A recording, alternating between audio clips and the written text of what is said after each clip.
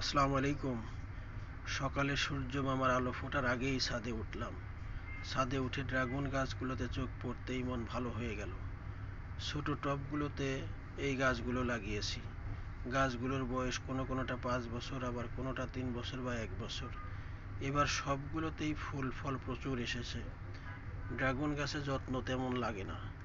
যেমন এবছর শুধু ডালগুলো একটু ছেঁটে দিয়েছি এবং সর্ষের খোল ভিজিয়ে একটু পানি দিয়েছি, আর তাতেই দেখেন কেমন সুন্দর ফল এসেছে। ফলগুলোও একটু বড় হয়েছে এবার।